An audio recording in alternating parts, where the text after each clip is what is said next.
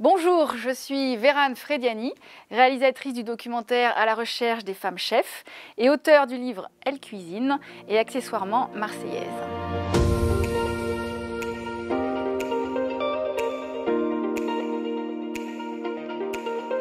Je me suis posé la question, on va dire à 40 ans, de ce que je pouvais faire pour les femmes. J'étais féministe depuis toujours et en fait, je me trouvais assez passive, une féministe juste qui s'énerve dans les dîners entre copains ou en famille, mais je ne faisais pas grand-chose. Et du coup, l'idée m'est venue de faire ce documentaire à la recherche des femmes chefs pour mettre en avant des nouveaux modèles féminins, ou juste des modèles féminins, parce qu'on en a cruellement besoin.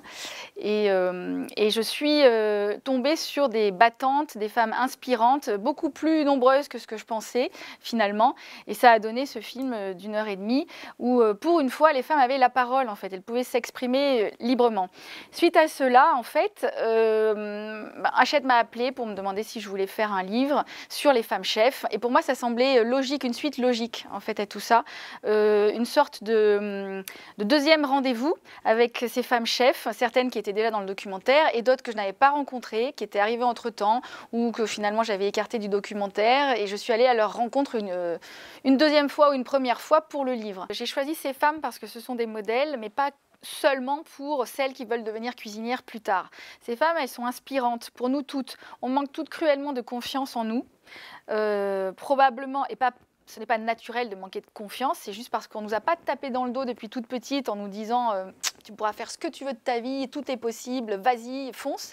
Et aujourd'hui, donc, on a besoin de ces femmes pour avoir confiance en nous. C'est-à-dire que ces battantes dans leur cuisine sont des modèles et on a besoin de modèles, nous, les femmes, pour nous construire, pour se construire. Et je crois qu'elles remplissent ce rôle-là. C'était une façon aussi de faire le point avec un avant-après MeToo, le fameux mouvement Time's Up MeToo, qui a eu lieu en fait entre mon documentaire et la sortie du livre.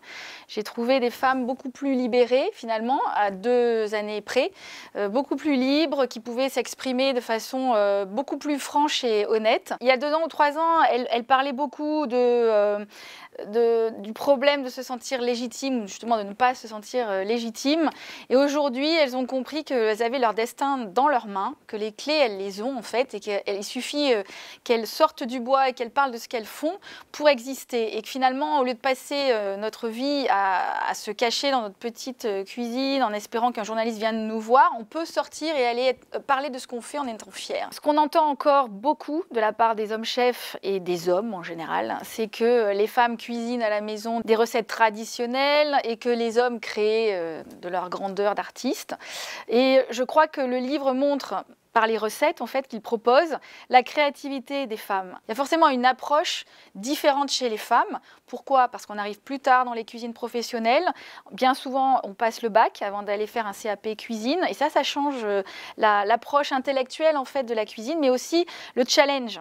Ces femmes-là ont quelque chose à se prouver et elles veulent y arriver pour elles-mêmes à la base, parce qu'on est dans une société encore très machiste et que forcément on a une éducation et un vécu différent des hommes. Mais vous allez le voir dans ces recettes, on voit que l'approche est différente, mais on voit aussi que la créativité est juste très diverse et variée et intéressante. Il y a beaucoup de choses qu'on peut faire pour aider ces femmes à devenir reconnues, connues. Toutes vous diront qu'elles ne cherchent pas ça, qu'elles ne cherchent pas la célébrité. C'est tout à leur honneur, mais on vit dans un monde de communication et on a besoin de communiquer sur elles. Alors qu'est-ce qu'on peut faire, nous, en tant que consommateurs finalement ou gastronomes? On peut déjà aller manger chez ces femmes chefs, voilà, réserver dans leur restaurant, entre femmes, entre amis, valoriser le fait d'aller en fait chez une femme chef autant que quand on va chez un homme chef. Voilà, oui, un menu dans un restaurant tenu par une femme peut coûter cher. Et c'est pas grave, c'est super, c'est juste en fait.